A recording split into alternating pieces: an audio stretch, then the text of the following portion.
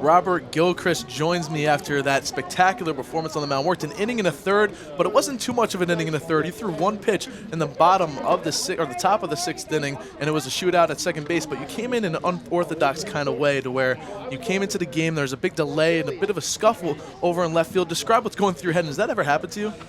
I've been thrown into a game like that off of little to no warm-up before. Going into the game with almost a brawl. That hasn't happened yet.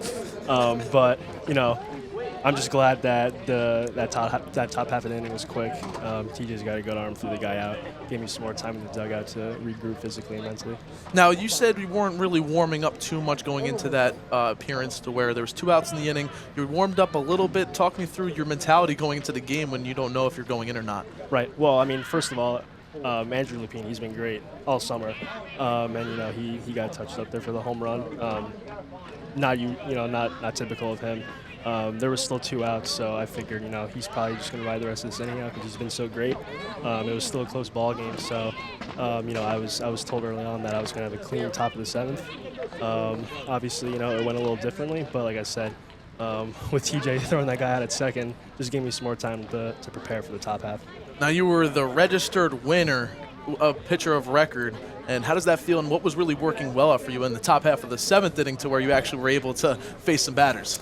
Right. Well, I was getting ahead, which was good. The breaking ball felt good today. I threw, I think, 4 in a row to the second batter of the inning there.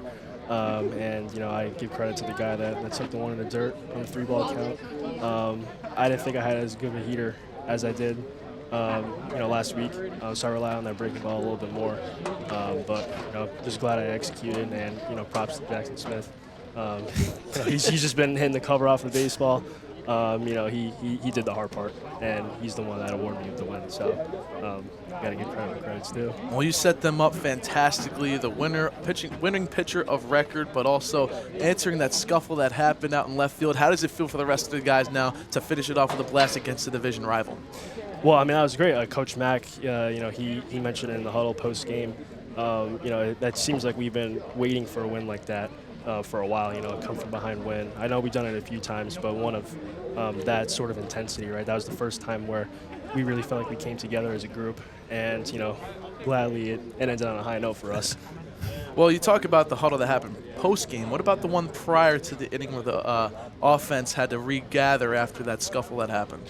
Right, I kind of was tucked away in the dugout for that. Okay. I wasn't really involved in that, but I did hear bits and pieces of it, and it was mostly just, we got to use that as fuel. Let's rally together, put bat on ball, and just let the rest, be taken care of. Well, yourself, Robert, and the rest of the Swamp Bats definitely use that as fuel, winning the ball game, 3-2 final score, and you're the winning pitcher of record. Spectacular job out there. Thank you. Thanks for joining me, man. Thanks for having me. First pitch, runner goes, taken outside for a ball. The throw down is in time. That is a great job for the 3rd time today. The Indiana man reaching commit to Georgia Southern, and TJ Schuyler comes down the 3rd run of the ball game, something to fire themselves up. Enter that one, might start it with a backwards K. Strike pitch, the 2-2. Called strike 3 on the inner half of the plate. Robert Gilchrist keeps them scoreless in the top half of the 7th. It's the last licks for the Keene Swamp Bats. They trail by 1.